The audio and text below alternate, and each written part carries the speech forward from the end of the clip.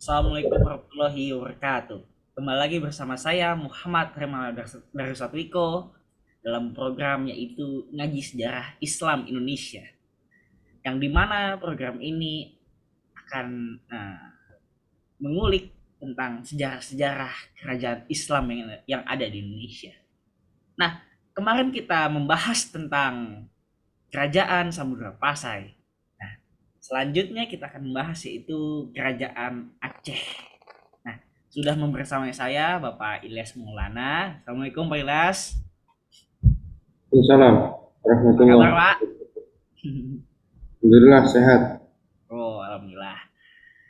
Nah, Pak Ilyas, kemarin kan kita kan sudah ber, bercerita gitu Pak tentang bagaimana sejarahnya Samudra Pasai Pak. Nah, seperti yang kemarin Bapak bilang, alhamdulillah kita ada waktu ya Pak untuk membahas di part kedua ini tentang kerajaan Aceh Pak. Nah Pak, tolong dong Pak, bagaimana gitu Pak kerajaan Aceh gitu. Terima kasih. Ya, Jadi part kedua ini kita bahas yang Kerajaan Aceh ya. ya betul Pak. Kerajaan Islam Aceh kan sebelumnya kemarin sudah Kerajaan Samudra Pasai sebagai kerajaan Islam yang pertama di Nusantara pada saat itu. Kemudian ini kita masuk di Kerajaan Aceh. Nah, sebelumnya kemarin untuk Samudra Pasai itu runtuh di tahun 1521 kan. 1921. 1521 dikarenakan pertama konflik internal kerajaan, orang berebut untuk mendapatkan tahta, yang kemudian ancaman dari eksternal kolonialisme Portugis yang sudah berhasil meluluhlantahkan Portugis. Nah, kondisi adanya kolonialisme dari Portugis itu kan perlu diketahui bahwa adanya kerajaan Pasai itu bukan berarti itu kerajaan satu-satunya, Iya. tapi memang itu kerajaan Islam yang paling besar pada saat itu. Selain ada kerajaan Pasai, itu juga sudah ada kerajaan-kerajaan kecil yang memang kurang terkenal sebenarnya, itu juga kerajaan Islam. Ada kerajaan Lumiri, ada kerajaan Indrapura. Nah, itu kerajaan-kerajaan kecil yang bareng dengan Samudra Pasai berdirinya dan letaknya juga di wilayah Sumatera. Nah, melihat kondisi Samudra Pasai atau kondisi kolonialisme yang sudah begitu mengancam di kerajaan-kerajaan Nusantara, khususnya di wilayah Sumatera pada saat itu, kerajaan-kerajaan kecil ini, diantaranya adalah Lumuri dan kerajaan Indrapura ini mempunyai inisiatif untuk bersatu. Gimana kalau untuk menggabungkan kerajaan saja? Nah, dari kerajaan-kerajaan kecil itu muncul satu kerajaan yang memang tumbuh, besar, kuat, dan paling lama di Nusantara kerajaan ini, yaitu kerajaan Nangro Aceh, kerajaan Aceh Darussalam. Letaknya di mana? Di Sumatera Barat, ujung Sumatera Barat. Ya sekarang Nangro Aceh itu letaknya. Kapan berdirinya? Berdirinya 1524. 1524. Nah, yang menjadi sultan pertama atau raja pertama di kerajaan Samudra, kerajaan Aceh itu adalah Ali Mughayat Syah. Itulah eh, pertama kali raja yang memimpin di kerajaan Islam Aceh. Nah, untuk latar belakang berdirinya kerajaan Aceh yaitu tadi semangat kerajaan-kerajaan kecil yang gelisah melihat hadirnya kolonialisme ke Nusantara yang sudah berhasil meluluhlantahkan Malaka, berhasil meluluhlantahkan Portugis pada saat itu. Kemudian mereka mempunyai inisiatif untuk berkonsolidasi atau bersatu, kemudian lahirlah kerajaan besar yaitu Aceh. Nah, itulah latar belakangnya 1524. Sultan pertamanya atau yang menjadi raja pertamanya adalah Ali Mughayat Syekh itu. Begitu. Untuk latar belakang hadirnya eh, kerajaan Aceh. Oh gitu ya Pak. Jadi berbeda gitu ya Pak dengan Samudra Pasai gitu ya, yang karena dagang ya, karena komunitas dagang yang kemudian berinisiatif untuk menjadikan kerajaan. Tapi kerajaan Aceh ini memang karena apa? Dari kerajaan-kerajaan kecil gitu ya, Pak. Yang kemudian apa? Mengkonsolidasi gitu. Membentuk apa?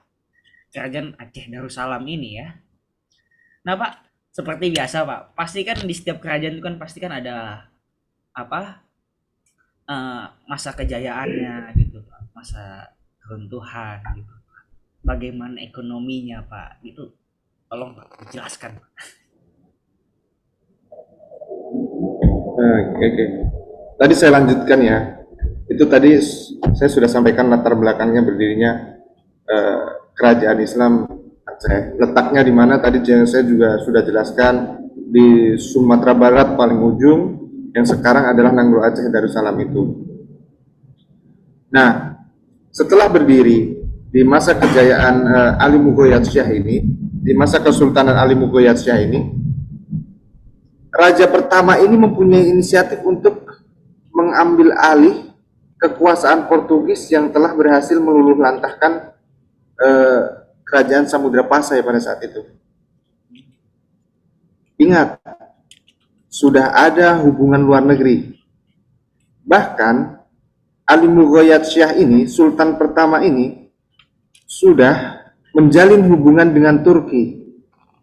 Khususnya Ali Mughayat ini meminta bantuan dalam hal militer, dalam hal apa, senjata. Itu sudah sering meminta Turki untuk membantu persenjataan kerajaan Islam Aceh itu.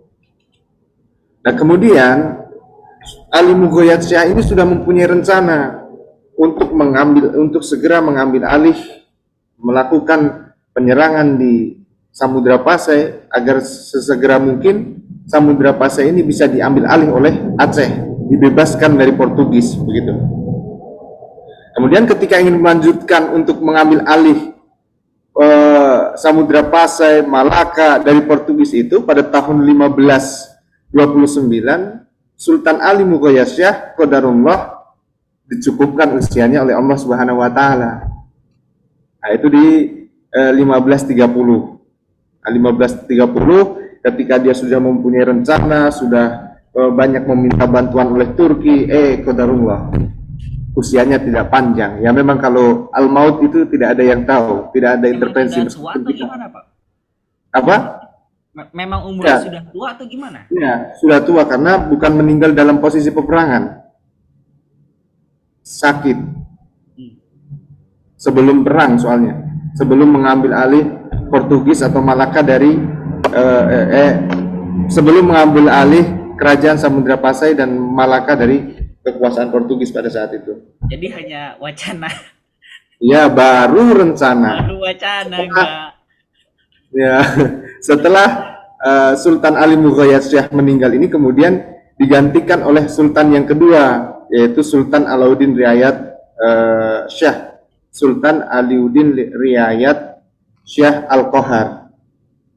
Nah, kemudian Sultan Alauddin ini banyak atau melakukan pengembangan dalam bidang kekuatan perang, perdagangan, dan mengadakan hubungan internasional. Lagi-lagi dia memperkuat hubungan internasionalnya dengan negara-negara Islam khususnya, seperti Turki dan Mesir pada saat itu. Nah, pada tahun 1563, Sultan Alauddin Riayat Syah Al-Qahar ini mengirim utusan ke Konstantinopel. Hubungan luar negerinya juga dengan negeri-negeri kuat ini, Turki, Mesir, Konstantinopel, untuk meminta bantuan untuk mengusir Portugis dari kerajaan Malaka, kerajaan Samudra Pasai itu. Nah, setelah 2 tahun kemudian datang bantuan dari Turki itu, masih berupa teknisi dan dengan kekuatan angkatan perangnya. Kemudian dengan kekuatan angkatan perang itu, Sultan Alauddin mampu menaklukkan Portugis yang sudah menguasai kerajaan-kerajaan kecil seperti Aru, seperti Barus, dan kemudian mampu mengusir Portugis dari Malaka, Samudra Pasai. Setelah itu Sultan Alauddin ini meninggal. Sultan Alauddin meninggal dan dilanjutkan oleh Ali Riayat Shah pada tahun 1573. Nah, pada tahun 1573 raja kemudian diambil alih oleh Sultan Ali Riayat Shah. Dia melanjutkan apa perjuangan yang dia lakukan? Melanjutkan perluasan dalam bidang politik, khususnya perluasan dalam bidang politik, kemudian dalam bidang perdagangan juga sudah melakukan perluasan, kemudian apalagi dalam hubungan keagamaan khususnya itu juga sudah banyak melakukan kerjasama dengan negara-negara luar negeri. Nah, kemudian Sultan Ali Riayat Shah ini wafat, digantikan oleh suami dari anaknya. Ini karena anak dari Sultan Ali Riayat Shah ini adalah perempuan, maka tidak mungkin tahtanya diturunkan kepada anaknya. Maka dia beralih ke dialihkan ke menantunya, anak dari Sultan Ali Riayat Shah ini. Berbeda dengan Samudra Pasai. Kalau Samudra Pasai pernah ada yang perempuan kan, Sultanah Nahrisya, kan, Sultanah Nahrisya. Tapi kalau di kerajaan Aceh ini tidak ada. Siapa sih menantunya ini? Menantunya ini keturunan dari raja dari wilayah Jepara, Sultan Kalinyamat sebutannya itu, Sultan Kalinyamat. Nah, dia punya anak. Kenapa? Karena kerajaan Aceh ini juga sudah membangun hubungan dengan kerajaan-kerajaan yang ada di Pulau Jawa khususnya. Banyak meminta bantuan juga dengan kerajaan-kerajaan yang di Pulau Jawa. Di antaranya ada Jepara itu yang dikomandoi oleh Kalinyamat itu. Kemudian Kalinyamat punya anak, dinikahkan oleh anaknya Ali Riayat Shah itu. Nah, anaknya Sultan Kalinyamat inilah yang menjadi raja untuk menggantikan Sultan Ali Riayat Shah. Siapa namanya? Yaitu Sultan Alauddin Mansur. Sultan Alauddin Mansur Shah. Nah, Sultan Alauddin Mansur ini terkenal sangat baik, sangat dekat dengan para ulama. Karena itulah makam pada masa pemerintahannya itu banyak ulama yang sering berkunjung di kerajaan Aceh. Sama seperti kerajaan Samudra Pasai, kata Ibnu Battuta kan waktu itu, kerajaan Samudra Pasai itu banyak mengundang para ulama dari Mesir untuk memberikan pendidikan agama di Samudra Pasai. Makanya Samudra Pasai dalam bidang keagamaan itu mempunyai andil besar dalam penyebaran agama di Asia Tenggara pada saat itu, ya kan? Nah, kemudian perjuangan untuk dakwah keagamaan itu dilanjutkan oleh kerajaan Aceh ini. Kenapa? Karena di zaman kerajaan Aceh ini kerjasama dalam bidang keagamaan itu semakin masif, semakin banyak cendekiawan-cendekiawan Muslim dari Mesir, dari Arab yang datang ke Mekah, ke kerajaan untuk mengajarkan keagamaan, mengajarkan agama di kerajaannya, khususnya agama Islam pastinya, karena kan ini kerajaan Islam, begitu kan? Ya. Sultan Alauddin ini sangat dekat lah dengan para ulama, itu sangat dekat. Nah, setelah Sultan Alauddin Mansur Shah ini wafat, kemudian digantikan oleh Sultan Munawar Shah pada tahun 1585, yang kemudian wafat di tahun 1588 dan digantikan oleh Sultan Alauddin Riayat Ibnu Firmansyah. Ini Ibnu Firmansyah ya. Pada saya kenal nama siapa. Pada masa kepemimpinan inilah orang-orang Eropa dipersilahkan datang ke Aceh, seperti company dari Inggris dan Belanda yang bernama Cornelis de Houtman untuk membeli lada. Jadi dipersilahkan untuk mengambil lada di kerajaan Aceh itu. orang company Inggris, company Belanda, nah itu sudah dibebaskan untuk datang ke wilayah Emang Sumatera, tadinya kenapa, Pak? kemudian untuk mengambil rempah-rempah di sana seperti lada dan lain-lain. Emang tadinya Itu di nggak boleh masa gimana, Pak? itu di masa kepemimpinan Alauddin Raya Shah. Sebelumnya nggak bisa bebas. Kalau ini sudah dibebaskan, begitu. Nah, kemudian Sultan Ibnu Firmansyah ini wafat pada tahun 1604 dan yang kemudian digantikan oleh Sultan Iskandar Muda. Nah, di masa Sultan Iskandar Muda inilah kerajaan Aceh itu mencapai masa kejayaannya. Itu di masa Sultan Iskandar Muda pada tahun 1607. Kerajaan Aceh mencapai puncak kejayaan pada masa Sultan Iskandar Muda. Dalam bidang apa?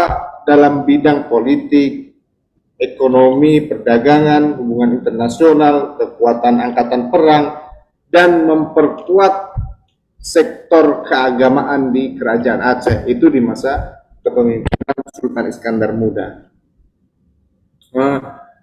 Lantas kemudian Sultan Iskandar Muda ini mampu membangun hubungan luar negeri dan semakin memperkuat hubungan dengan Timur Tengah khususnya, yaitu dalam hal perdagangan dan keagamaan. Maka sudah ada ekspor impor juga di zaman kepemimpinan Sultan Iskandar Muda ini.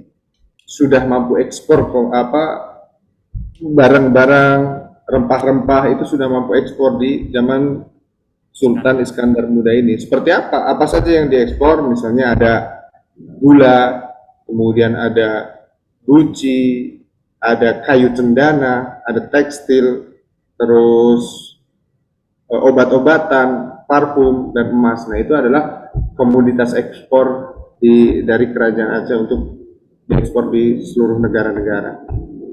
Nah, Sultan Iskandar Muda ini sangat mendukung sekali. Kan tadi saya katakan, di masa kepemimpinan Sultan Iskandar Muda ini, dia memperkuat sektor perdagangan, kemudian juga sektor keagamaan. Maka zaman Sultan Iskandar Muda ini ada ajaran, kita tidak bisa pungkiri memang Nusantara ini Islamnya datang dengan ajaran tasawuf dan datang dengan ajaran sufi, ya, datang dengan ajaran tasawuf dan dengan ajaran sufi, atau disebut dengan mistis filosofis. Itu kata lain dari ajaran sufisme.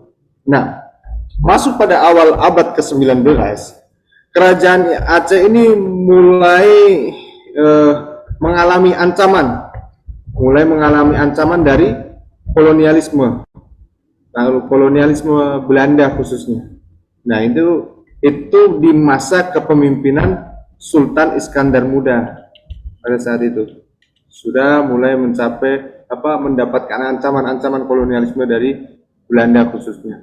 Kemudian pada tahun 1873 sampai 1904 pecahlah peperangan hebat yang disebut dengan Perang Aceh.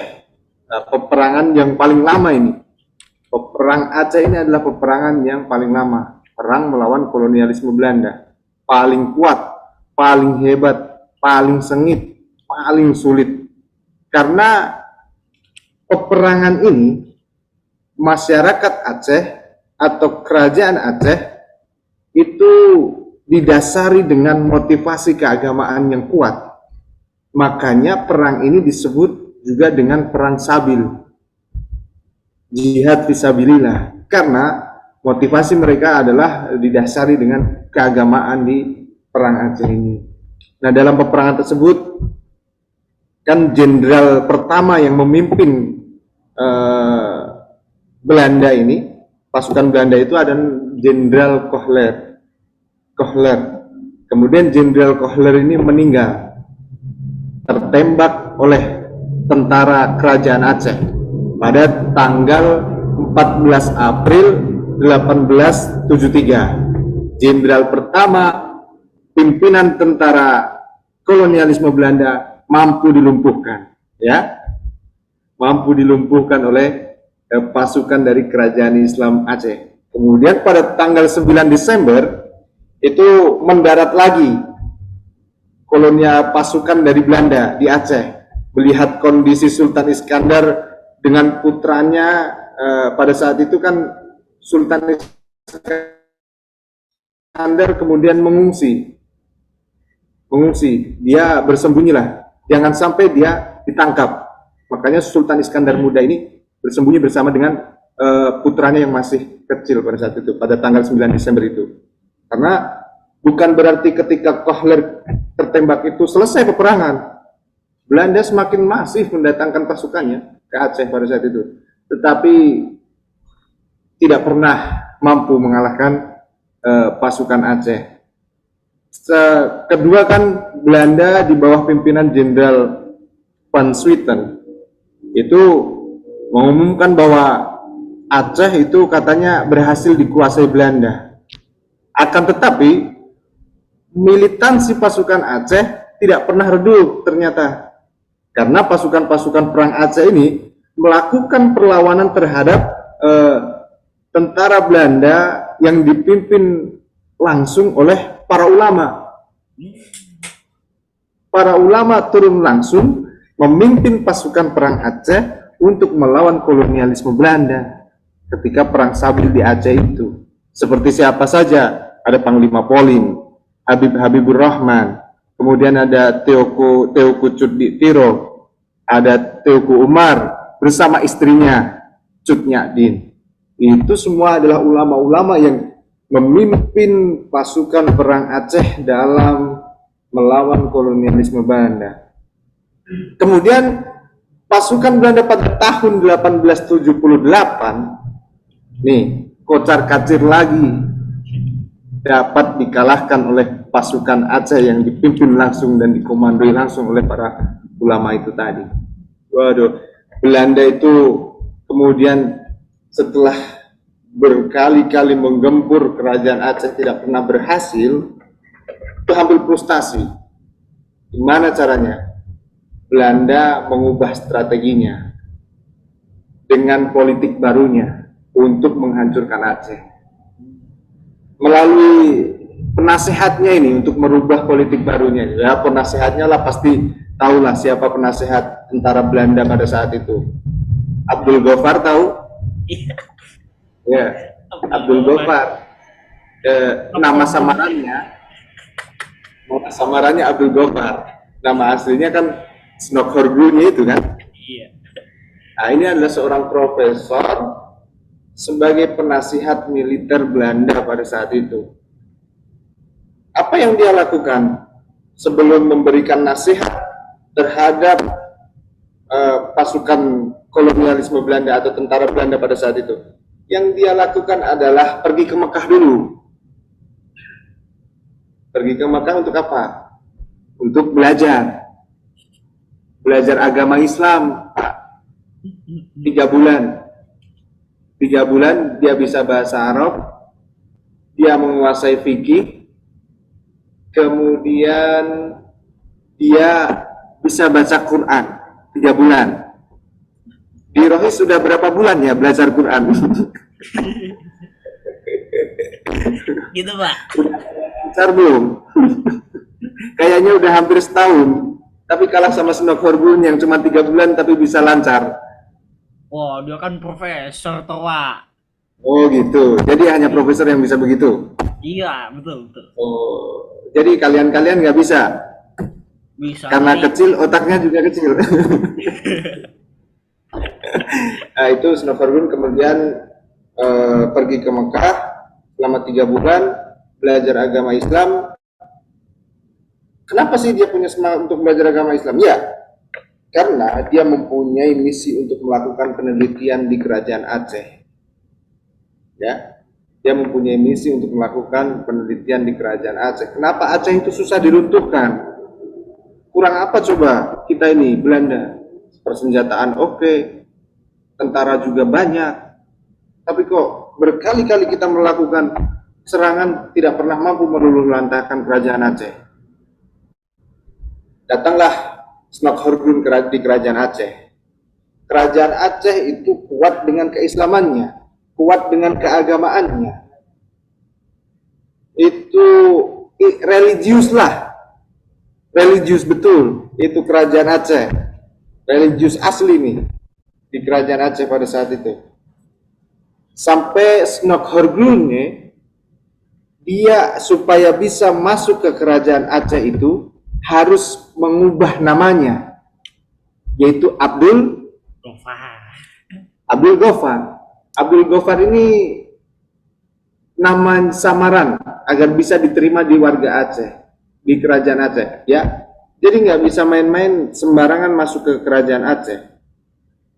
Ya. Kenapa? Karena kuat dengan keagamaannya. Orang yang sembarangan masuk di kerajaan Aceh harus dites. Kalau mau masuk ke keagamaannya, Qurannya, bahasa Arabnya, gimana tentang fikihnya, bagaimana sejauh mana pemahamannya, dites dulu. Makanya dia harus mati-matian belajar di Aceh, di Mekah, mengganti namanya Abdul Ghaffar.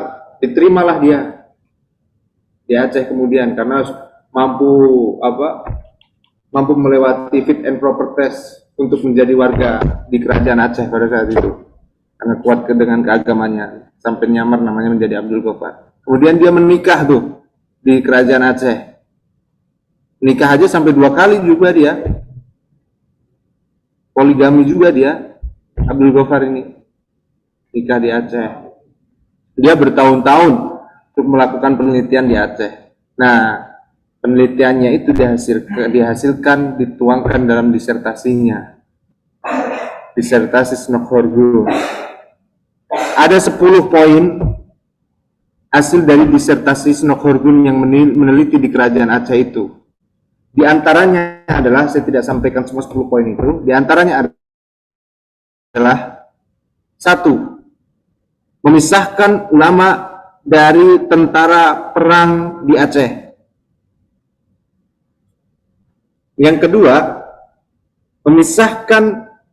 mengontrol ini khotib Jumat. Mengontrol khotib Jumat. Kalau ada khotib yang memberikan semangat untuk melawan kolonialisme, tolong dihapus dari jadwal khotib. Begitu. Yang ketiga, itu mengontrol pernikahan. Jangan sampai pernikahan ini seperti yang dilakukan oleh Islam. Misalnya tidak mempertemukan perempuan dan laki-laki dulu sebelum ijab kabul dan lain sebagainya. Nah, itu dirubah sama dia. Pokoknya udah nggak apa-apa. Sebelum sah juga ketemu nggak apa-apa. Tapi yang utama pengaruhnya yang sangat besar untuk melemahkan tentara Aceh itu adalah mengasingkan atau memisahkan para ulama Aceh itu dari perjuangan. Memisahkan ulama-ulama Aceh dari tentara-tentara pejuang di Aceh pada saat itu. Nah, itulah hasil dari disertasi penelitian Snokhrudun selama dia menyamar di Aceh. Kemudian dia berikan kepada tentara Belanda. Ini, kalau kamu mau menghancurkan Aceh, gampang katanya. Pisahkan dia dari agama. Pisahkan dia, para tentaranya, dengan para ulama-ulama yang ada. Kalau perlu, tangkap ulama-ulamanya dulu, baru itu nanti akan mempermudah kalian untuk menguasai Aceh. Begitu. Nah, kemudian pasti kan militer Belanda ini mendengar dan langsung melaksanakan apa yang diperintahkan oleh nasihatnya itu, Snokhrudunnya itu. Nah, setelah mendengar hal yang demikian, langsung kan beraksi lagi tentara Belanda. Benar, yang pertama dilakukan adalah memburu para ulama-ulama itu tadi. Ada Cut Nyadi, Cut Ditiro, Habibur Rahman, Panglima Polim, itu semua diburu oleh kolonialisme Belanda. Pada saat itu mereka diasingkan. Nasib para ulama itu diasingkan dan dibuang dari Aceh setelah ditangkap. Teuku Umar dan istrinya Cut Nyadin dibuang di Sumedang. Gitu. Kemudian Habibur Rahman ditangkap, Panglima Polim ditangkap. Setelah itu lemahlah kerajaan Aceh. Kemudian pada tanggal 10 Januari 1903 Aceh menyerah di tangan kolonialisme Belanda. Nah, itulah masa tumbuh, masa berdiri, masa kejayaan, dan masa keruntuhan Aceh. Jadi Aceh ini adalah kerajaan yang paling lama, yang kemudian menghadapi kolonialisme juga paling lama. Kekuatannya didasari karena semangat agama, semangat keislamannya. Kemudian runtuhnya itu dikarenakan adanya munafik penyusup bernama Sunok Horgun yang mengaku sebagai mengaku dengan nama Islamnya Abdul Ghaffar. Dia adalah sebagai penasihat militer Belanda, meneliti di Aceh, mencari tahu kelemahan di Aceh. Setelah tahu kemudian dilaporkan di militer Belanda, kemudian militer Belanda langsung menjalankan apa yang diperintahkan oleh nasihatnya itu, memisahkan agama dengan perjuangan. Intinya itu. Maka Aceh mampu diluluhlantahkan di 1903. Ya, jadi itulah perjalanan kerajaan Aceh sebagai kerajaan Islam yang begitu lama, berawal dari semangat dari kerajaan-kerajaan kecil yang resah melihat adanya kolonialisme yang datang ke Nusantara, yang sudah menguasai Portugis, yang sudah menguasai Samudra Pasai, yang sudah menguasai Malaka, khususnya adalah Portugis. Maka semangat dari kerajaan-kerajaan kecil itu tadi untuk menyatukan diri, kemudian menjadi satu kerajaan yang besar yang tangguh, yaitu kerajaan Aceh di 1524, yang menjadi sultan pertamanya adalah Ali Muqayyad Shah.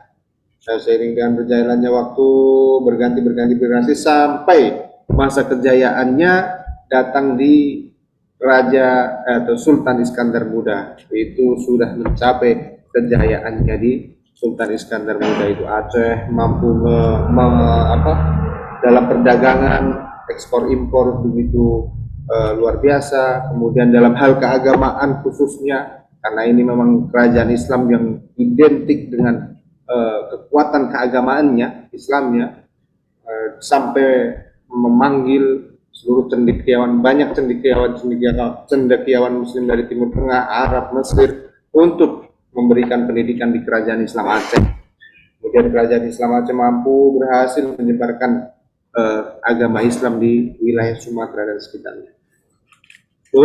Kemudian runtuhnya yaitu dikarenakan kolonialisme Belanda di tahun 1903, yang mana setelah Belanda berjibaku mati-matian gagal terus, kemudian ada munafik yang masuk ke kerajaan Aceh yang bernama Sunok Horgun, ternyata ingin menggembosi kekuatan Aceh. Dia menyamar sebagai orang Muslim, orang penasehat militer Belanda ini menyamar sebagai orang Muslim. Dia menikah dengan orang Aceh, menikahnya sampai 2 kali, mengaku namanya atau mengganti namanya dengan Abdul Ghaffar agar diterima di rakyat Aceh. Ternyata justru dia sedang meneliti apa kelemahan di Aceh itu agar bisa diluluhlantahkan. Ya, kelemahannya adalah satu, memisahkan agama dengan perjuangan. Salah satunya adalah memisahkan ulama dalam perjuangan menghabisi kolonialisme Belanda. Para ulama kemudian ditangkap, diasingkan, dibuang sampai ada yang meninggal. sampai di 1903 luluh lantah dan takluklah kerajaan Aceh di tangan kolonialisme Belanda. Itulah eh, proses berdiri, berkembang, jaya, dan runtuhnya kerajaan Islam Aceh. Begitu. Oke. Oke, baik, Pak. Tapi itu si Abdul Ghaffar itu hebat juga ya, Pak. Disertasinya nggak main-main. Bagaimana cara meruntuhkan kerajaan Aceh? Iya, karena mereka kalau belajar nggak main-main. Satu pelajaran yang bisa diambil. Mereka itu kalau belajar nggak main-main. Kalau menginginkan sesuatu nggak dengan leha-leha. Iya, Kalaupun dia harus belajar jauh, mengeluarkan modal banyak, dilakukan. Contoh, dia harus pergi ke Aceh. Ya berarti saya harus sungguh-sungguh. Dia punya target 3 bulan saya selesai belajar ini, belajar ini, belajar ini, belajar ini, belajar ini. Begitu. Harusnya Rohis SMK Budi Warman juga mempunyai semangat begitu. Semangat dalam belajarnya ya. betul, betul, betul. Karena Semangat kan memang, belajarnya maksudnya, bukan semangat munafiknya. oh gitu, Pak.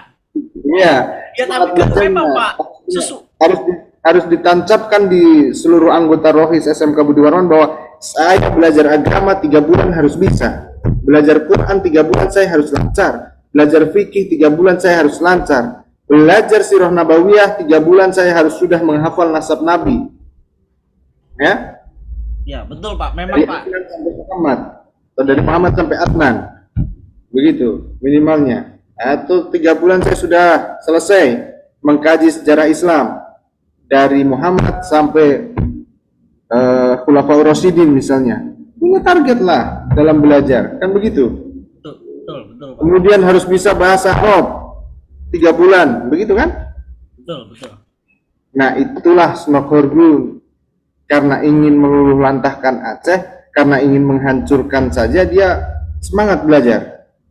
Ya, Nah, harusnya Rohis Budi Warman ini karena semangat dakwah dan semangat membangun keislaman, harusnya lebih gigih lagi dan giat lagi daripada Snokhorgun itu. ya, Ya serius, dia keluarkan anggaran, dia luangkan waktunya betul, prioritaskan itu. Hanya demi penelitian disertasinya itu. Ya, betul, Pak. begitu. Betul. Hmm. Memang, Jadi memang, selain yang diambil pelajarannya adalah munafiknya, ambil pelajaran ini maksudnya jangan ditiru, ya, munafiknya, semangat belajarnya itu yang harus ditiru. Karena masa iya semangat belajar untuk kebaikan malah nggak bisa berhasil, sedangkan dia yang semangat belajar untuk kejahatan bisa berhasil. Harusnya yang untuk kebaikan lebih dipermudah toh, kalau mempunyai motivasi tinggi dan semangat yang tinggi. Itulah Snokholgunya, luar biasa kan? Dia lakukan apa saja demi menghancurkan Aceh. Aceh itu karena saking kuat keagamaannya itu sampai susah. Pokoknya kalau para ulama udah bilang A, ya sami'na wa ata'na. Kalau para ulama bilang B, ya jalankan B. Makanya militansinya luar biasa untuk menghabisi kolonialisme. Sampai Belanda kocar-kacir kan, pusing mau gimana lagi ini. Dia serang begini kalah, aduh. Ternyata karena kuat dengan keagamaannya itu kan. Satu orang, Abdul Ghaffar, yang mampu menyusup dan meluluhlantahkan Aceh. Begitu. ya, Pak. Itulah kondisi kerajaan Aceh pada saat itu. Oke, oke, oke. Ya, jadi sudah sekian ya, Pak. Ya. Oke deh. Ya udah. Hmm. Eh, Ini part 2 ya, berarti besok part 3. ya, part 3 apa, Pak? Selanjutnya, Pak? Tiga itu sebenarnya di Sumatera itu masih banyak, tapi kerajaan-kerajaan kecil. Kerajaan Riau, kerajaan begitu-begitu itu kerajaan kecil. Nanti dari Sumatera, setelah Aceh berarti kita nyebrang langsung ke Jawa aja, Oke. ke Demak. Ya, Ya, Pak, betul. ke Demak. Berarti nanti part 3 langsung ke Demak. Oke, siap, siap. Dari Sumatera langsung kita ke kerajaan Demak. Itulah. Oke, Pak. Ya, Ya udah, ya mudah-mudahan bermanfaat lah. amin, amin, amin. Ya udah, sekian dari kita ya. Assalamualaikum warahmatullahi wabarakatuh.